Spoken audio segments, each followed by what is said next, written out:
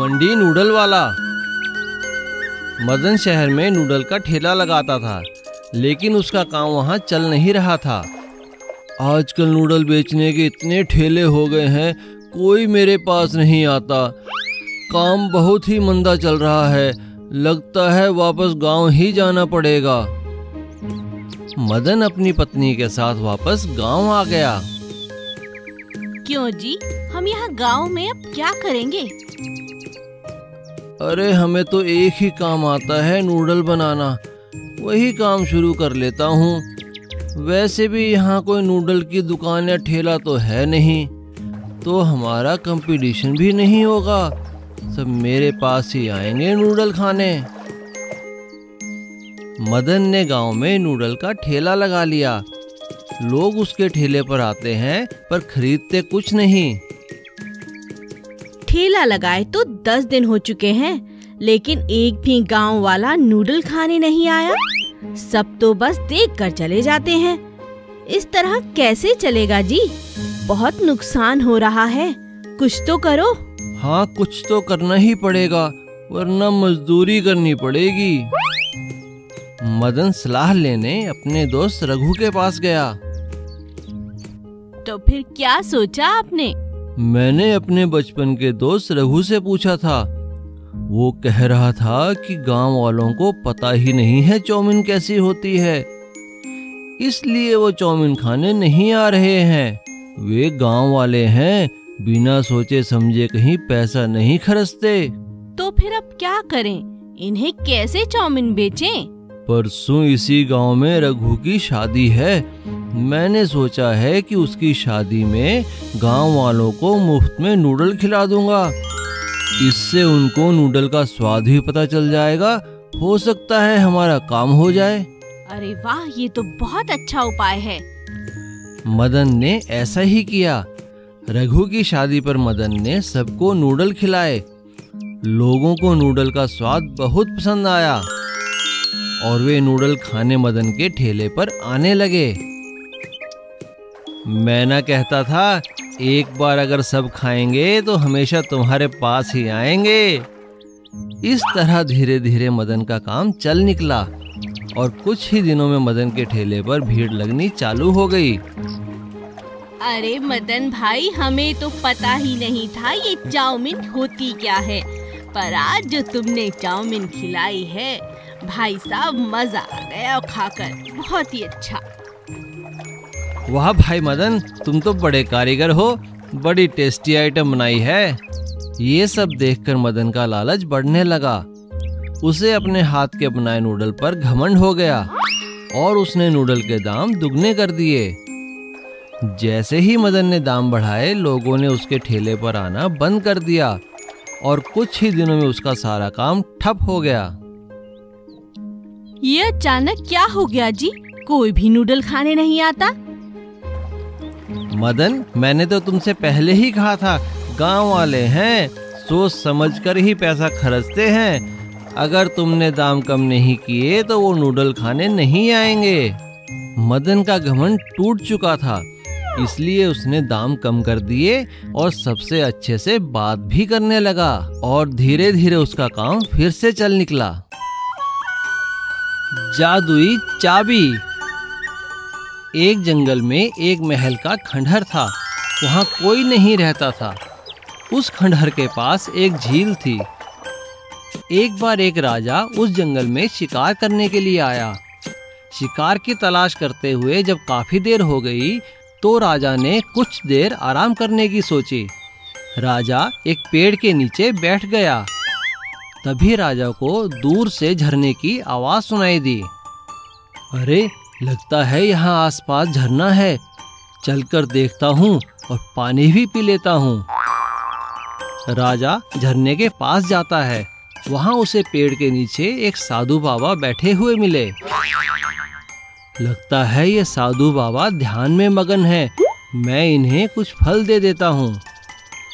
राजा बाबा के सामने फल रख देता है, साथ ही झरने पर पानी भी पी लेता है और पत्तों का एक डूना बनाकर साधु बाबा के लिए भी पानी ले आता है।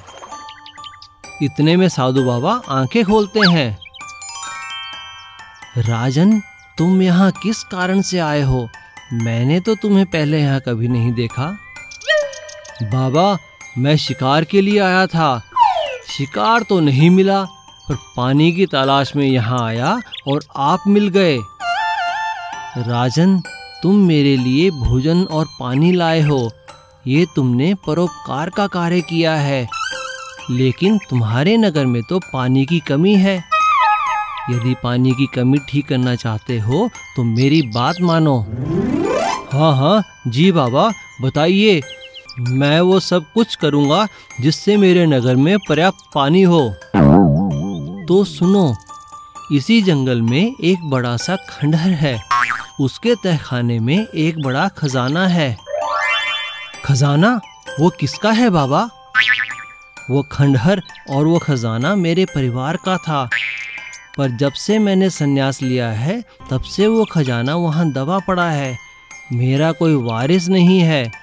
तुम इसे निकाल लो ताकि मैं शांति से अपने गुरु के पास जा सकूं। पर बाबा, मैं उस खजाने का क्या करूँगा? मैं चाहता हूँ तुम उस खजाने को लोक कल्याण के कार्य में लगाओ। इस झरने का पानी अपने नगर तक ले जाओ। लेकिन बाबा, मैं उस खजाने तक पहुँचूंगा कैसे? उस महल के दरवाजे के दाईं ओर एक चाबी है जो सिर्फ निस्वार्थ भाव से कार्य करने वालों को ही मिलेगी, और तुम्हें वो चाबी मिल जाएगी। और राजा उस खजाने की चाबी को ढूंढ लेता है और साधु के आशीर्वाद से झरने से लेकर शहर तक एक नहर निकालता है। नहर आसपास के सारे खेतों को पानी पहुंचाती है, जिससे नगर के सभी लोग खुशहाल जीवन व्यतीत करने लगते हैं। और राजा अपनी पूरी प्रजा के साथ साधु बाबा का धन्यवाद करता है। मशरूम करी की सब्जी। दीपक एक बहुत अच्छा गुड़ का व्यापारी था। उसका व्यापार बहुत अच्छा चल रहा था। दीपक की पत्नी सुषमा बहुत स्वादिष्ट खाना बनाती थी। दीपक को मशरूम खाना बहुत पसंद था, इसलिए वह रोज ढेर सारे मशरूम लाता और सुषमा रोज अलग अलग तरह के पकवान बनाती, और वह भी सिर्फ मशरूम के। सुषमा जब भी खाना बनाती तो गांव के सभी पड़ोसी खुशबू से खींचे चले आते और सुषमा सभी को बड़े आदर और प्यार से खाना खिलाती।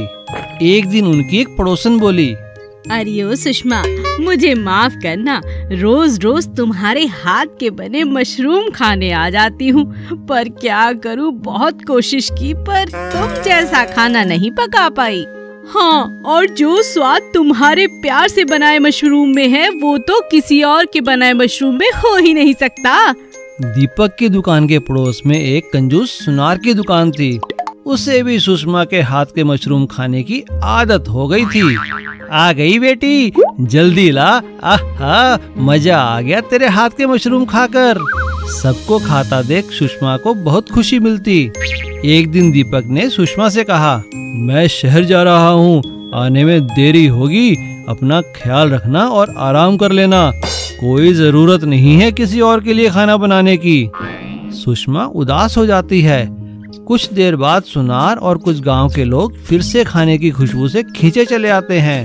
अरे बेटी, आज तुम दुकान पे नहीं आई तो मैं ही चला आया। यहाँ से गुजर रहा था तो सोचा मिलता भी चलूं और कुछ खा भी लूं। सुषमा ने खुशी खुशी सुनार को खाना परोसा। रात में जब दीपक और सुषमा सो रहे थे तभी दो चोर उनके घर घुसे और सुषमा के सभी जेवर और पैसा लेकर चले गए। और अगले दिन चोर सुनार के पास सारे जेवर बेचने पहुँचे। जेवर देखते ही सुनार पहचान गया कि ये तो सुषमा के जेवर हैं। उसे चोरों पर शक हुआ और सुनार ने तुरंत पुलिस को बुलवाया और दोनों चोरों को पकड़वा दिया और जेवर लेकर सुषमा के घर पहुंचा। पड़ोसी हैरान थे क्योंकि सुषमा लगातार रोए जा रही थी। तभी सुनार ने कहा, अरे रोना बंद करो सुषमा बेटी, ये लो तुम्हारे जेवर और पैसे। और पुलिस ने चोरों की खूब पिटाई की। दीपक को भी अपनी गलती का एहसास हो गया था।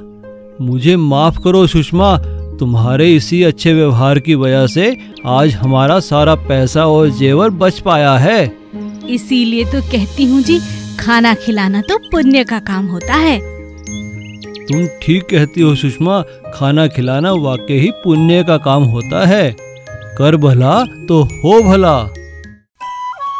लालची ब्रेड ऑमलेट वाला।